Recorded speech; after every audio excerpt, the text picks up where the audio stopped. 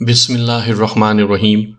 سامعین کرام، آپ سن رہے ہیں اردو کہانی زنجیر، جس کے مصنف ہیں شمیم نوید، اور یہ اس سلسلے کی قسط نمبر 24 ہے۔ مجھے امید ہے آپ کو میری یہ کاوش پسند آ رہی ہوگی۔ آپ نے اگر ابھی تک میرا چینل کہانی گھر سبسکرائب نہیں کیا تو ابھی میرے چینل کو سبسکرائب کر کے بیل نوٹیفیکیشن آن کر لیجئے، تاکہ آنے والی ہر نئی کہانی کی اطلاع بر وقت آپ تک پہنچ سکے۔ ذہنی تھکان اس اجنبی سے گفتگو کے بنا پر دور ہو گئی تھی، اس وجہ سے بڑی گہری نیند سویا۔ صبح اس نے مجھے بیدار کیا۔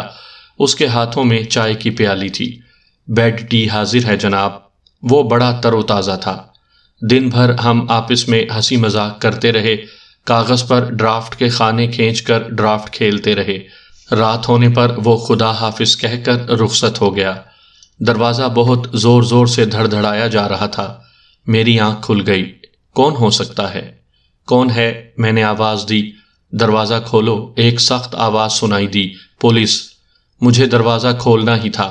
وہ فلیٹ میرے لیے اس وقت پنجرہ ہی ثابت ہوا تھا، اور میں سوچ رہا تھا کہ اگر اس مرتبہ میں بچ نکلا تو سالار کو یہ مشورہ ضرور دوں گا کہ تنظیم کے کارکنوں کو ایسی جگہ ٹھہرایا جانا چاہیے جہاں سے نکلنے کے کم از کم 2 راستے تو ہوں۔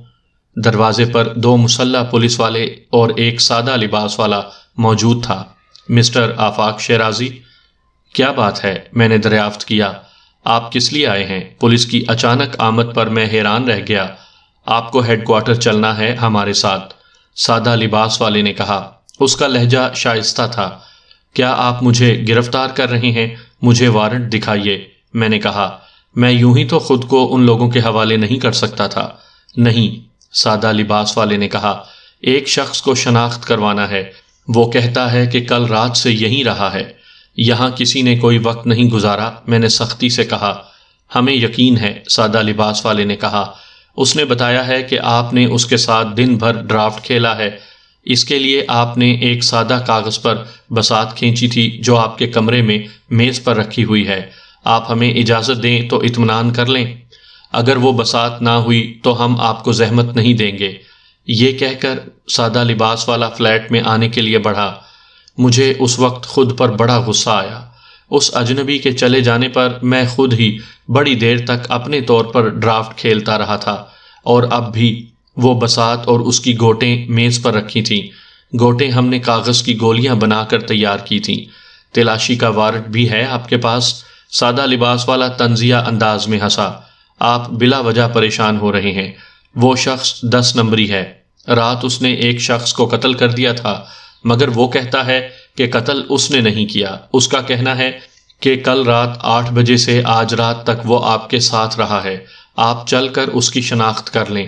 اگر وہی شخص ہے تو آپ کو ایک بیان دینا ہوگا کہ وہ جو کچھ کہہ رہا ہے سچ ہے۔ آپ جانتے ہیں ہماری کیا مجبوریاں ہوتی ہیں۔ ہماری بھی یہ خواہش نہیں ہوتی کہ کسی شخص کو بلا وجہ جھوٹی شہادت کی بنیاد پر دھر لیا جائے۔ بہرحال مجھے ان کے ساتھ جانا ہی پڑا۔ میں نے فلیٹ میں تالا ڈالا اور ان کے ساتھ چل پڑا۔ زینے اتر کر ہم نیچے آئے تو وہاں ایک کار کھڑی تھی۔ میں دونوں مسلح پولیس والوں کے درمیان بیٹھا اور کار چل پڑی۔ پھر مجھے بے بس کر دیا گیا۔ میری آنکھوں پر پٹی باندھ دی گئی۔ مجھے افسوس ہے مسٹر آفاق شیرازی، سادہ لباس والے کی آواز آئی۔ اس وقت ہم آپ کو CID کے خفیہ ہیڈ کوارٹر لے جا رہے ہیں۔ یہ ہیڈ کوارٹر کیونکہ خفیہ ہے، لہٰذا ہم نہیں چاہتے کہ کوئی بھی شخص اس کے محل وقوع سے آگاہ ہو۔ یہ پٹی اسی لیے آپ کی آنکھوں پر باندھی گئی ہے۔ تمہارا یہ طریقہ کار مجرموں کا سا ہے، میں نے غصے میں جواب دیا۔ پولیس یا سرکاری ادارے اس انداز میں کام نہیں کرتے۔ آپ کو مجرموں کے طریقہ کار سے خوب واقفیت ہے مسٹر شیرازی، سادہ لباس والے نے کہا۔ آپ کو جلدی معلوم ہو جائے گا کہ آپ کا سابقہ مجرموں سے ہے یا پولیس والوں سے۔ میں کس چکر میں پھنس گیا تھا سمجھ میں نہیں آ رہا تھا۔ پتہ نہیں یہ پولیس والے تھے یا کوئی اور۔ اگر یہ پولیس والے ہی تھے تو ان کے کام کرنے کا انداز مختلف تھا۔ پھر میرا ذہن تنظیم کی طرف مڑ گیا تو کیا انہیں یہ علم ہو گیا ہوگا کہ میں کسی چکر میں پھنس گیا ہوں؟ یقیناً ایسا ہی ہوگا، کیونکہ جب مجھے قید تنہائی کی سزا دی گئی تھی تو یقیناً اس بات کی نگرانی بھی کی گئی ہوگی کہ میں سالار اعظم کی ہدایات کی خلاف ورزی تو نہیں کر رہا ہوں؟ کیا سوچنے لگے مسٹر شیرازی؟ سادہ لباس والے کی مکروہ آواز سنائی دی۔ تم اس وقت خفیہ کے احکام سے لیے جا رہے ہو۔ خفیہ کا طریقہ کار پولیس سے مختلف ہوتا ہے۔ میرے پیٹ کے مسلز جیسے سکڑ سے گئے، میرے حلق میں ایک گولا سا اٹک گیا۔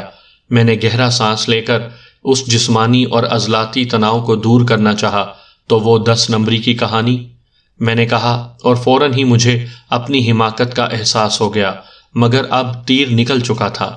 تو آپ اسے صرف کہانی سمجھ رہے ہیں؟ کیا کوئی اور معاملہ بھی ہے جس کی بنا پر خفیہ آپ میں دلچسپی لے سکتی ہے؟ یقیناً ایسا ہی ہوگا۔ ویسے وہ 10 نمبری ہمارا ہی آدمی تھا، سفید لباس والے نے کہا۔ سفید لباس والے کے لہجے سے وہ رونق ظاہر نہیں ہوتی تھی جو عام پولیس والوں کا وتیرہ ہوتی ہے، نہ اس کے انداز گفتگو سے بے رحمی اور صفاقی عیاں تھی۔ اس کا لہجہ دوستانہ تھا، مگر میں نے اس لہجے میں بناوٹ اور تصنع محسوس کیا تھا۔ پھر ایک جگہ کار رک گئی، میں کار سے اترا، ان میں سے ایک نے میرا ہاتھ پکڑا اور مجھے لے کر بڑھنا شروع کر دیا۔ چند سیڑھیاں چڑھ کر ہم کسی کمرے میں داخل ہوئے جہاں جگہ جگہ مڑتے ہوئے ہم پھر زینے اتر رہے تھے۔ مجھے کچھ ایسے لگا تھا جیسے میں کسی دفتر میں پڑی ہوئی مختلف میزوں کے درمیان سے گزر رہا ہوں۔ نیچے جانے والی سیڑھیاں کافی تھیں، یہاں سیلن کا سا احساس ہوا، شاید ہم کسی تہہ خانے میں اتر رہے تھے۔ سیڑھیاں اتر کر میں بڑھا، یہاں ہمارے قدموں کی گونج بہت نمایاں تھی، گویا ہم کسی تہہ خانے میں تھے، اور یہ تہہ خانہ بالکل خالی تھا، جہاں سامان یا تو تھا ہی نہیں، اور اگر تھا تو بہت کم۔ تو گویا میں گرفتار ہو چکا تھا۔ کیا میں اس گرفتاری سے نجات پا سکوں گا؟ ایک بہت بڑا سوال میرے ذہن میں بار بار گونج رہا تھا۔ کیا یہ لوگ واقعی مجھے اسی شخص کی شناخت کے لیے لائے ہیں؟ میں نے پھر سوچا، مگر ساتھ ہی مجھے اپنی حماقت بھی یاد آ گئی۔ پھر مجھے ایک کرسی پر بٹھا دیا گیا۔ پٹی اتار لو مسٹر آفاق شیرازی۔ میں نے اپنی پٹی آنکھوں سے اتار دی۔ میں ایک کرسی پر بیٹھا تھا، کوئی 10 فٹ کے فاصلے پر ایک میز کے پیچھے 3 افراد بیٹھے تھے۔ میز کی دونوں طرف 2 مسلح سپاہی موجود تھے، ان کی رائفلیں میری ہی طرف اٹھی ہوئی تھیں۔ سادہ لباس والا ایک طرف ہاتھ باندھے ایک ستون سے ٹیک لگائے کھڑا تھا۔ یہ واقعی ایک تہہ خانہ ہی تھا، ہر طرف ستون ہی ستون تھے، جس کا مطلب یہی تھا کہ یہ کسی بلند و بالا عمارت کا تہہ خانہ تھا۔ میرے منہ پر تیز روشنی پڑ رہی تھی، یہ روشنی سامنے میز کے ساتھ ہی رکھی تھی اور اس کا رخ میرے چہرے کی جانب تھا۔ تم لوگ کون ہو؟ ہم نے تمہیں یہاں پوچھ گچھ کے لیے بلایا ہے، سامنے میز پر دائیں جانب بیٹھے ہوئے کرخت چہرے والے نے کہا۔ تم نے اسے بتایا نہیں؟ درمیان والے شخص نے کہا۔ اس کی باریک اور تیز سی آواز سیٹی کی طرح گونجی۔ میں نے بتایا تھا، مگر اسے یقین ہی نہیں آیا، سفید لباس والے نے کہا۔ اسے اپنا کارڈ نہیں دکھایا تھا؟ میز کی بائیں جانب بیٹھے ہوئے شخص نے سوال کیا۔ سادہ لباس والے کے سر کی جنبش کو نفی میں دیکھ کر اس نے کہا، اپنا کارڈ دکھاؤ۔ امن پسند شہری قانون سے تعاون کرتے ہیں، اس کے لہجے سے مکاری ٹپک رہی تھی۔ سادہ لباس والے نے جیب سے اپنا کارڈ نکالا اور میری طرف بڑھا دیا۔ میں نے ایک نظر اس پر ڈالی، ایسا کارڈ میں پہلے بھی دیکھ چکا تھا، وہ کارڈ شانتا بمفورڈ کا تھا جو میں نے پہلے دیکھا تھا۔ اسی وقت تہہ خانے میں قدموں کی آواز ابھری۔ میں نے دائیں جانب دیکھا، ادھر سے ایک اور باوردی سپاہی مستعد انداز میں میز کی طرف بڑھ رہا تھا، اس کے ہاتھ میں ایک فائل بھی تھی۔ اس نے یہ فائل سادہ لباس والے کو دی اور واپس چلا گیا۔ سادہ لباس والے نے چند قدم بڑھ کر یہ فائل درمیان میں بیٹھے ہوئے شخص کو دے دی۔ فائل پر سرخ حروف میں خفیہ کا لفظ چمکتا نظر آیا تھا۔ خمیدہ ناک اور گھنی بھووں والے شخص نے فائل کا مطالعہ کیا۔ اس کا انداز ایسے گدھ کا تھا جو کسی مردہ لاش کو نوچنے سے پہلے اس کا معائنہ کرتا ہے۔ اس وقت مجھے عدالت کا وہ منظر یاد آیا جو ہم نے چند دن قبل لگائی تھی اور جس نے قوم کے 6 دلالوں کو موت کی سزا سنائی تھی۔ خمیدہ ناک والے نے کہا، اپنی رپورٹ پیش کرو۔ اس نے سادہ لباس والے سے کہا۔ سادہ لباس والے نے تمام رپورٹ پیش کر دی۔ مجھے اس کے حافظے پر بڑا رشک آیا۔ ترتیب وار تمام واقعات سناتے ہوئے اس نے اپنی اور میری گفتگو بھی لفظ با لفظ دہرا دی تھی۔ اس کے خاموش ہونے پر خمیدہ ناک والے نے مجھ سے کہا، اب اپنے تمام پتے کھول دو۔ کون سے پتے؟ میں نے حیران سے پوچھا، ہم جانتے ہیں گزشتہ 10 دن کے دوران میں تمہاری کیا کیا مصروفیات رہی ہیں، پھر تو تمہیں بہت مایوسی ہوئی ہوگی۔ میں نے جی کڑا کر کے کہا، ظاہر ہے میں تمہارے مطلب کا آدمی نہیں ہوں۔ اس کی تیز آنکھیں میرے دماغ میں گھس رہی تھیں، ان آنکھوں میں ایک سنگ دلانہ کیفیت تھی۔ میرے جسم میں سنسنی سی دوڑ گئی، مجھے ایسے لگا جیسے پسینے کی ایک لکیر گردن سے اتر کر ریڑھ کی ہڈی کے آخری سرے تک پہنچ گئی ہو۔ اس کی گھنی بھویں سکڑ کر آپس میں مل گئیں۔ کیا یہ واقعی خفیہ کے لوگ ہیں؟ کیا انہیں سب کچھ معلوم ہے؟ میں نے سوچا۔ آفاق شیرازی، اس کی باریک آواز چیخ میں تبدیل ہو گئی، میں جھوٹ بولنے والے کو سخت ناپسند کرتا ہوں۔ تمہاری نجات اسی میں ہے کہ سب کچھ صاف صاف اور سچ سچ اگل دو۔ میں کپ کپا کر رہ گیا۔ شانتا بمفورڈ کو جانتے ہو؟ شانتا ہمارے اسکول میں چپڑاسی تھا، میں نے جواب دیا۔ بمفورڈ کو میں نہیں جانتا، میں کسی انگریز کو نہیں جانتا، میں نے نہایت اعتماد سے کہا، لیکن اندر ہی اندر میں ایک نامعلوم خوف میں مبتلا ہو گیا تھا۔ لطیفے مجھے پسند نہیں، اس نے نہایت سرد لہجے میں کہا۔ اس کے ہاتھ باندھ دو، اس نے سادہ لباس والے سے کہا اور میز پر رکھے ہوئے سیاہ باکس کو کھول کر اس میں سے ایک چمکتا ہوا چاقو نکال لیا۔ سادہ لباس والے نے میرے ہاتھ کرسی کی پشت کے ساتھ موڑ کر رسی سے باندھ دیے۔ اس وقت اس کا چہرہ میرے پیچھے تھا۔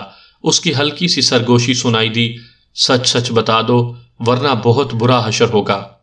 یہ سرگوشی سن کر میرے جسم کے ہر عضو میں کپ کپاہٹ سی پیدا ہو گئی۔ خمیدہ ناک والا جھل ملاتا چاقو لیے کرسی سے اٹھا۔ اس نے ایک نظر فائل پر ڈالی اور میری طرف بڑھا۔ شانتا بمفورڈ، شام دت، چونی لال، مول چند، ماوا لنکر، طیب جی، قادر مٹھا، وحید، سیتا مورتی، حامد شناد، مڈالیار، پاٹھک، احمد علی، وہ ایک ایک نام کو واضح انداز میں دہراتا رہا۔ ان میں سے کسی نام کا کوئی شخص تمہارے ذہن میں ابھرتا ہے؟ میں نے آنکھیں جھپکائیں۔ بمبئی سے مدراس، مدراس سے کالی کٹ، کالی کٹ سے تروڑ نگری، وہاں سے پھر اسی راستے واپس بمبئی۔ اس نے کہا، کچھ یاد آیا؟ میرا سانس رک گیا اور دل جیسے دھڑکنا بھول گیا۔ موت کو اس قدر قریب میں نے استاد منگو کے ٹھکانے پر بھی محسوس نہیں کیا تھا۔ ان لوگوں کو سب کچھ معلوم تھا، انکار بے سود تھا۔ مجھے اپنی امی یاد آئیں، اپنی بہن یاد آئی، اپنے ابا جان یاد آئے، اس کے ساتھ ہی انگریز سے ان کی وفاداری یاد آئی۔ ایک نفرت سی میرے رگو پے میں دوڑ گئی۔ یہ سب کچھ ایک لمحے سے بھی کم میں ہوا۔ کچھ یاد آیا؟ سرد اور زرد آنکھوں والے نے میری آنکھوں میں آنکھیں ڈال کر کہا، جھوٹ بولنے کی ضرورت نہیں، ہمیں سب کچھ علم ہے۔ خفیہ والوں کو حرام تنخواہ نہیں ملتی۔ ہم حکومت کی آنکھیں ہیں، ایسی آنکھیں جو ہر وقت جاگتی رہتی ہیں۔ میں کسی شخص کو نہیں جانتا، میں کبھی مدراس نہیں گیا، کبھی کالی کٹ نہیں گیا، کبھی اس نگری نہیں گیا جس کا نام تم نے لیا تھا۔ ابھی یاد آ جائے گا، اس نے کہا۔ پھر اس نے تیزی سے میرے کان کی لو پکڑی۔ اگلے لمحے اس کے ہاتھ میں میرے کان کی لو کا تھوڑا سا حصہ تھا۔ اس کی انگلیاں خون سے سرخ ہو گئی تھیں۔ گرم گرم خون کی ایک لکیر میری گردن سے اتر کر شانے تک پہنچ گئی تھی۔ میرے کان کی لو میں انگارے سے بھر گئے تھے۔ بولو، کچھ یاد آیا؟ میری سمجھ میں کچھ نہیں آ رہا کہ تم کیا کہہ رہے ہو، میں نے جی کڑا کر کے تکلیف پر قابو پاتے ہوئے کہا۔ اگر تم نہیں بتاؤ گے تو میرے 5 کہتے ہی یہ دونوں سپاہی گولی چلا دیں گے، اس نے کہا۔ میں نے میز کی دونوں جانب کھڑے ہوئے سپاہیوں کو دیکھا جنہوں نے بندوق کے نشانے ٹھیک کر لیے تھے۔ احمق پاگل، میں کچھ نہیں جانتا، تم مجھے مارنا ہی چاہتے ہو تو بہانے کیوں تراش رہے ہو، میں نے چیخ کر کہا۔ میں اس گو مگو کی صورتحال کو مزید برداشت نہیں کر سکتا تھا۔ 1 2 3، اس نے گنتی گننا شروع کر دی۔ کیا میں 5 کی گنتی تک ثابت قدم رہ سکوں گا؟ شاید نہیں، میں نے سوچا۔ حامد شنات بھی جی چھوڑ بیٹھا تھا۔ اس وقت میرے تمام حواس جیسے سن ہو گئے تھے، مگر اس نے 3 کے بعد کچھ نہ کہا۔ ایک طویل وقفے کے بعد وہ خمیدہ ناک میرے چہرے پر جھکائی۔ اس کی سکڑی ہوئی گھنی بھووں کے نیچے الو جیسی زرد زرد آنکھیں میری آنکھوں پر جم گئیں۔ سنو مسٹر آفاق شیرازی، مجھے تم سے کوئی دشمنی نہیں، میں چاہتا ہوں کہ تمہاری موت کو آسان بنا دوں۔ ہمیں تمہاری تمام سرگرمیوں کا علم ہے۔ وہ فائل دیکھ رہے ہو، اس میں میرٹھ سے لے کر تروڑ نگری تک تمام رپورٹیں ہیں۔ میں خاص طور پر شملے سے آیا ہوں۔ تمہیں علم نہیں شاید کہ ہم تم تک تمہارے والد کی بدولت پہنچے ہیں۔ تم سچ سچ سب قبول کر لو۔ تمہارے والد نے حکومت سے تمہاری بخشش کرا لی ہے، تمہیں معاف کر دیا جائے گا، تم سرکاری گواہ بنا لیے جاؤ گے، ورنہ کیا ہوگا؟ میں نے دریافت کیا۔ ورنہ ہمیں حقیقت اگلوانے کے سینکڑوں طریقے آتے ہیں۔ وہ پیچھے ہٹ گیا۔ اس نے جیب سے سیاہ سگریٹ کیس نکال کر اس میں سے سگریٹ نکالی اور اسے جلا کر کہا، تمہارے والد نے وائسرائے سے مل کر تمہاری زندگی کی بھیک مانگ لی ہے، مگر یہ بھیک صرف اسی صورت میں ملے گی کہ تم رضاکارانہ طور پر سب کچھ مان لو اور اپنے تمام جرائم کا اعتراف کر لو۔ میں نے کوئی جرم نہیں کیا، میں نے جواب دیا۔ سوت ندی کا پل اڑانا، حکومت کے 6 وفاداروں کو اور 4 ملازمین کو اغوا کرنا اور تروڑ نگری میں ہنگامے کرنا، کیا تم انہیں جرائم نہیں سمجھتے؟ اس نے سوال کیا۔ زندگی، خوبصورت دنیا، خوبصورت لالی کی بڑی بڑی آنکھیں میرے تصور پر محیط ہو گئیں۔ مجھے اس کے ہونٹوں کا لمس یاد آیا، مجھے اپنی والدہ کا چہرہ یاد آیا۔ یہ سب کچھ خوبصورت ہے، یہی زندگی ہے۔ اپنے پتا کی محبت یاد کرو، اپنی ماتا کو یاد کرو۔ اس کی آواز ابھری۔ ماتا، یہ دھرتی میری ماتا ہے، میں مادر وطن کا سپاہی ہوں۔ مجھے اپنے وہ بے شمار عہد یاد آئے جو میں نے عرض وطن سے کیے تھے۔ میں نے کچھ نہیں کیا، میں کچھ نہیں جانتا، میں نے کہا۔ اس کے ساتھ ہی مجھے سالار اعظم کی ہدایت یاد آئی، اگر کبھی پولیس کے ہتھے چڑھ جاؤ تو کسی بات کا اقرار نہ کرنا، ہر بات کو جھٹلانا، ہر بات سے انکار کرنا، ہر بات سے لا علمی ظاہر کرنا۔ اسی میں تمہاری جیت ہے، اسی میں تمہارے بچنے کا امکان ہے۔ یہ الفاظ یاد آتے ہی میں نے اپنے اندر ایک اعتماد سا محسوس کیا۔ یہ لوگ معلومات حاصل کیے بغیر مجھے نہیں مار سکتے، میں نے سوچا۔ میرے زخمی کان سے ایک ٹیس سی اٹھی۔ انسان کو جب زندہ رہنے کی آس ہوتی ہے تو ساری تکلیفیں، سارے درد جیسے جاگ اٹھتے ہیں۔ چند لمحے قبل میرے اعصاب بے حس سے ہو گئے تھے۔ موت کے کربناک تصور کے سبب میں کچھ بھی نہیں سوچ سکتا تھا۔ میں زخمی کان سے اٹھنے والی ٹیسوں کو بھی بھول گیا تھا۔ تم نے مجھے مجبور کر دیا ہے، اس زرد رو نے سرد لہجے میں کہا۔ ہم تمہاری لاش پولیس کے حوالے کریں گے۔ ہماری رپورٹ یہ ہوگی کہ تم قانون سے فرار ہونے کی کوشش میں مارے گئے۔ تم مجھ سے جھوٹی باتوں کا اعتراف کیوں کروانا چاہتے ہو؟ میں نے کہا۔ میں سچ کہتا ہوں، ان معاملات سے میرا کوئی تعلق نہیں۔ مجھے نہیں پتا تم کن باتوں کے بارے میں پوچھ رہے ہو۔ چلو ہم یہ بات مان لیتے ہیں، تم اسی لیے ان سب باتوں کو جھٹلا رہے ہو کہ تمہیں زندگی عزیز ہے۔ یہ زندگی تمہیں ان جرائم کا اعتراف کرنے کی صورت میں بھی مل سکتی ہے۔ سیکرٹری آف اسٹیٹس کا خط پڑھو۔ اس نے میز پر بیٹھے ہوئے ایک شخص کی طرف دیکھتے ہوئے کہا۔ دائیں جانب بیٹھے ہوئے شخص نے فائل کھول کر کاغذات الٹ پلٹ کیے اور پھر ایک کاغذ پر لکھی ہوئی تحریر پڑھنا شروع کی۔ اس خط کا لب لباب یہ تھا: ہر میجسٹی کی حکومت خان بہادر کو یہ یقین دلاتی ہے کہ اگر ان کے بیٹے آفاق شیرازی نے اپنے جرائم کا اعتراف کر لیا، جن کی نوعیت انتہائی گھناؤنی ہے، تو خان بہادر کی خدمات کے صلے میں حکومت ان کے بیٹے سے رحم کا سلوک کرے گی اور ان کے بیٹے کو حکومت کے باغیوں کے خلاف سرکاری گواہ بنا کر اس کی جان بخش دے گی۔ خط ختم ہو چکا تھا۔ سنا تم نے؟ شکر نما شخص نے پھر میرے پاس آ کر کہا، جرائم کا اعتراف کرو یا اپنے بقول غلط باتوں کا، دونوں صورتوں میں تم زندہ رہو گے۔ صرف اعتراف کر لو اور زندہ رہو۔ وہ پیچھے ہٹا۔ ہم نے تمہاری جانب سے اعترافی بیان تیار کر لیا ہے۔ اس نے مڑ کر سادہ لباس والے سے کہا، اقرار نامہ لاؤ۔ سادہ لباس والا میز کی طرف بڑھا۔ کرخت چہرے والے نے سادہ لباس والے کو ایک اور فائل اٹھا کر دی۔ اس نے فائل میں سے ایک کاغذ نکالا اور اسے فائل پر رکھ کر میرے سامنے کر دیا۔ پڑھ لو۔ شکر نما انسان کی آواز ابھری۔ میں نے وہ بیان پڑھا۔ مختصر سے مضمون میں یہ ان تمام واقعات کا اعتراف تھا میں جن میں شریک تھا۔ یہ مضمون میری زندگی کا پروانہ تھا، میری زندگی کا پیغام تھا، اس زندگی کا پیغام جو میر جعفر اور میر صادق کو ملی تھی۔ تاریخ میرا نام بھی انہی افراد کی فہرست میں رقم کرے گی۔ انکار کرتے رہو، اعتراف ہرگز نہ کرو، خواہ تم خود کو موت کی دہلیز پر کیوں نہ محسوس کرو۔ سالار کی آواز میرے کانوں میں گونجی۔ یہ بھی زندگی کا پیغام تھا، آبرو مندانہ زندگی کا پیغام۔ اے خدا، مجھے استقامت عطا فرما۔ میں نے دل ہی دل میں اپنے رب سے دعا کی، پھر بولا، یہ سب جھوٹ ہے، میں اس پر دستخط نہیں کروں گا۔ کیا حماقت کر رہے ہو؟ سادہ لباس والے نے سرگوشی میں کہا۔ بکواس مت کرو، میں زور سے چیخا، میں دستخط نہیں کروں گا۔ شکرے جیسا شخص میز پر اپنی کرسی کے سامنے جا کھڑا ہوا۔ آخری موقع دے رہا ہوں، میرے گنتی گننے سے قبل اقرار کر لو۔ خاموشی چھا گئی، میرا دل بری طرح دھڑک رہا تھا۔ میں خوف زدہ نہیں تھا، مگر ٹھنڈا ٹھنڈا پسینہ میرے جسم سے پھوٹ رہا تھا۔ میں اس کیفیت کو برداشت نہیں کر سکتا تھا۔ گنتی گنو الو کے پٹھو، گنتی گنو، میں اقرار نہیں کروں گا۔ مجھے کچھ معلوم نہیں، میرا اس سے کوئی تعلق نہیں جو کچھ تم نے اس بیان میں لکھا ہے۔ گنتی گنو۔ میں پوری قوت سے دھاڑا۔ گنتی شروع ہو گئی۔ 1، اس نے کہا۔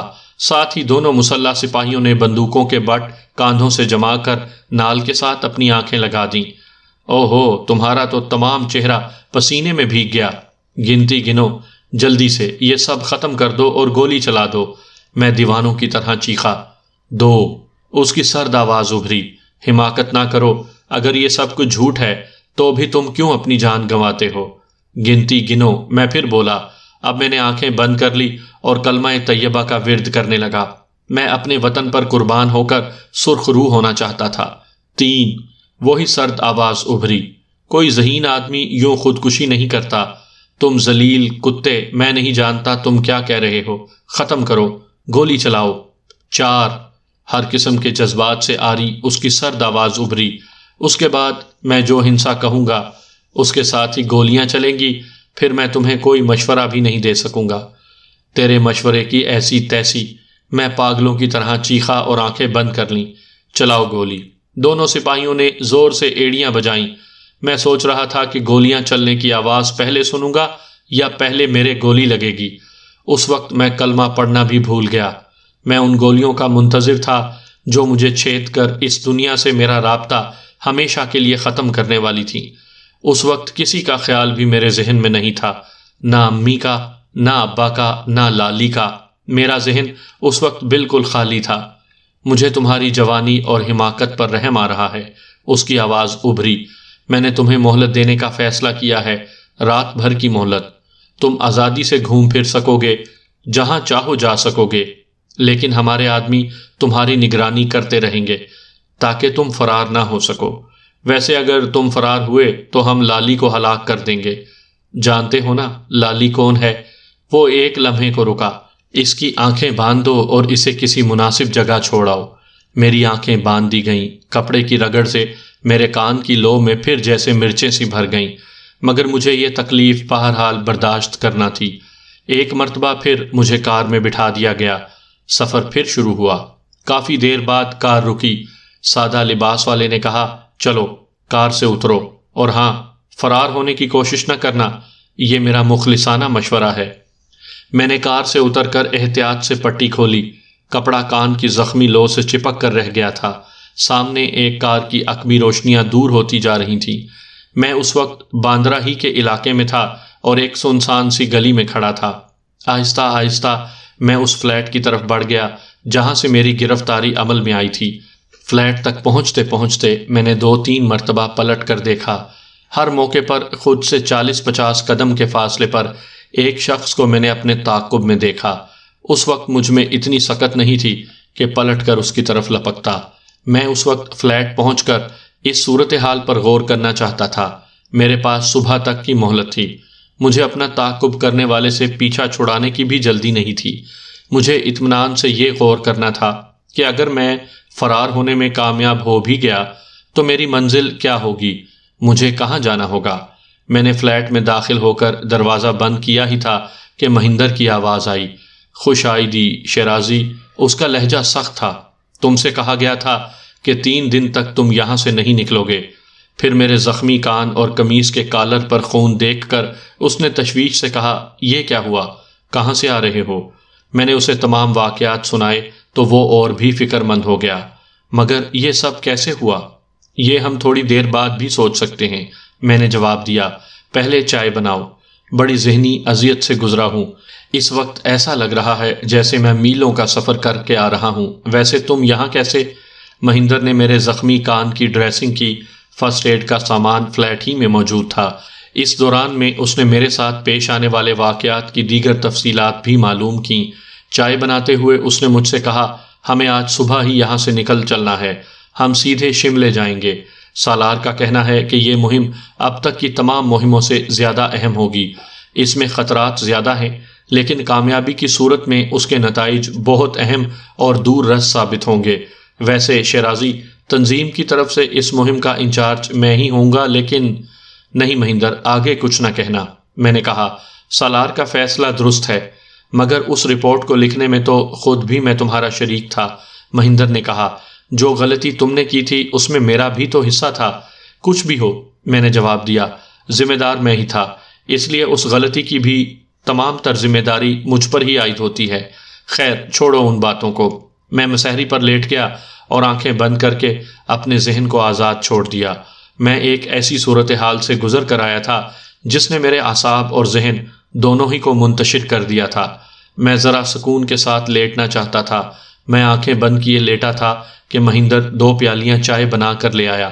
میں نے چائے پینے کے دوران میں مہندر کو قید تنہائی میں پیش آنے والے واقعات سے آگاہ کیا اور اس خیال کا اظہار کیا کہ وہ اجنبی جو اچانک ہی یہاں آ دھمکا تھا یقیناً پولیس ہی کا کوئی آدمی تھا، مگر ان لوگوں نے جو طریقہ کار اختیار کیا تھا ہرگز پولیس والوں کا نہیں تھا۔ اس کے بارے میں خود معلوم ہو جائے گا۔ پہلے ہمیں یہاں سے نکلنے اور اس تعقب کرنے والے سے پیچھا چھڑانے کی کوشش کرنا چاہیے، مگر لالی، انہوں نے لالی کو مار ڈالنے کی دھمکی دی ہے۔ ہم ان سے پیچھا چھڑا کر سب سے پہلے گھر جائیں گے۔ لالی کو بھی ہمارے ساتھ ہی شملے جانا ہے، انہیں اس فلیٹ کا تو پتہ معلوم ہی ہے، میں نے جواب دیا۔ بہرحال تمہاری نگرانی کرنے والا 1 ہو یا 2 یا زیادہ، ان سے پیچھا چھڑانا تو ہے ہی۔ تیار ہو جاؤ۔ میں تیزی سے زینے اترتا ہوا نیچے آیا۔ وہ شخص جو میری نگرانی پر متعین تھا شاید نیچے زینے کے پاس کھڑا تھا۔ اس بلاک سے باہر آتے ہی وہ میرے پیچھے لگ گیا۔ میں آہستہ آہستہ چلتا ہوا سگریٹ کی ایک دکان پر آ کھڑا ہوا۔ یہاں پہنچ کر میں بلاک سے باہر آنے کے راستے کو دیکھ سکتا تھا۔ سگریٹ کا پیکٹ خرید کر میں نے ایک سگریٹ جلائی۔ میرا تعقب کرنے والا سڑک کی دوسری جانب کھڑا تھا۔ مہندر کو باہر آتے دیکھ کر وہ وہاں سے بڑھ گیا۔ رات کافی گزر چکی تھی، سڑکیں سنسان پڑی تھیں۔ اس وقت مہندر کو یہ اندازہ لگانا مشکل نہیں تھا کہ میرا تعقب کرنے والا کون تھا۔ اب میں ایسی گلی سے گزر رہا تھا جو نسبتاً تنگ اور طویل تھی۔ اس گلی سے کوئی گلی دائیں بائیں نہیں پھوٹتی تھی۔ اس وقت میں گلی کا 3/4 حصہ طے کر چکا تھا۔ میرا تعقب کرنے والا میرے پیچھے تھا اور اس کے پیچھے مہندر، گویا میری نگرانی پر صرف ایک ہی شخص مقرر کیا گیا تھا۔ میں نے ٹھہر کر پیچھے دیکھا، وہ شخص بھی اپنی جگہ ٹھہر گیا۔ پھر میں نے اس کی طرف بڑھنا شروع کیا۔ 2-3 سیکنڈ وہ اپنی جگہ کھڑا رہا، پھر اس نے بھی جلدی جلدی واپس چلنا شروع کر دیا۔ وہ بہت تیزی سے قدم اٹھا رہا تھا اور بار بار مڑ کر مجھے بھی دیکھتا جا رہا تھا۔ میں نے رفتار اور تیز کر دی، پھر یقیناً دوڑنا شروع کر دیا۔ اس کی رفتار بھی تیز ہو گئی۔ وہ شاید اس صورتحال کے لیے قطعی تیار نہیں تھا۔ بار بار وہ پیچھے مڑ کر مجھے بھی دیکھتا جا رہا تھا۔ میں نے اپنی رفتار اور تیز کر دی۔ اب وہ دیوانوں کی طرح بھاگ رہا تھا۔ پھر وہ مہندر کے پاس سے گزرا ہی تھا کہ مہندر کی ٹانگ چل گئی اور وہ بڑی زور سے گلی میں گرا۔ ہم دونوں نے اسے بے بس کر دیا۔ بے بس تو وہ خود ہی ہو چکا تھا۔ اس کا سر سیڑھی سے ٹکرایا تھا اور وہ بے ہوش ہو گیا تھا۔ ہم نے بس اس کے ہاتھ پیر باندھ دیے تھے اور منہ پر پٹی باندھ دی تھی۔ پھر ہم تیزی کے ساتھ وہاں سے دوڑ گئے تھے۔ اس کے بعد ہم جلد ہی مہندر کی کار تک پہنچ گئے۔ اب ہم شملے میں تھے۔ ہم نے بمبئی چھوڑنے سے قبل سوچا تھا کہ سالار کو ان واقعات سے کسی نہ کسی طرح آگاہ کر دیا جائے جو اس رات میرے ساتھ پیش آئے تھے۔ مہندر کا خیال تھا کہ شملے روانہ ہونے سے پہلے سالار ہمیں یقیناً کچھ نہ کچھ ہدایات دیں گے، مگر سالار نے نہ ذاتی طور پر ہم سے ملاقات کی، نہ ہی تنظیم کا کوئی نمائندہ ہمیں کوئی پیغام دینے آیا۔ اس کا مطلب یہی ہو سکتا تھا کہ ہمیں اپنے تازہ مہم سے متعلق نئی ہدایات شملے ہی میں ملنا تھی۔ اسٹیشن سے جب تک ٹرین روانہ نہیں ہو گئی ہم بہت بے چین اور چوکنا رہے۔ ہم چاروں یعنی میں، لالی، مہندر اور جمشید تیسرے درجے میں سفر کر رہے تھے۔ لالی زنانہ ڈبے میں تھی۔ ہم تینوں گو ایک ہی ڈبے میں تھے لیکن ایک دوسرے سے خاصے فاصلے پر بیٹھے ہوئے تھے۔ اس کے باوجود ہمارے خدشات بے بنیاد ہی ثابت ہوئے۔ شملے پہنچ کر ہم لکڑ بازار کے ایک ہوٹل میں ٹھہرے تھے۔ جمشید کے ذمے یہ کام تھا کہ وہ چھوٹے شملے یا منجولی میں ایک مناسب مکان کرائے پر حاصل کرنے کی کوشش کرے۔ یہ زمانہ ویسے بھی سردی کی آمد کا تھا، سیزن ختم ہو رہا تھا، اس لیے وہاں مکان کا ملنا زیادہ مشکل نہیں تھا۔ شملے میں ان دنوں جو رونق تھی وہ اس لیے تھی کہ وہاں لیجسلیٹو کا اجلاس ہو رہا تھا۔ جمشید نے چھوٹے شملے میں ایک مکان تلاش کر ہی لیا اور ہم وہاں منتقل ہو گئے۔ اب ہمیں وہاں ہدایات کا انتظار کرنا تھا۔ ہمیں کیا کام کرنا تھا، کیا مہم ہمیں درپیش تھی، اس کا علم ہمیں ابھی تک نہیں تھا۔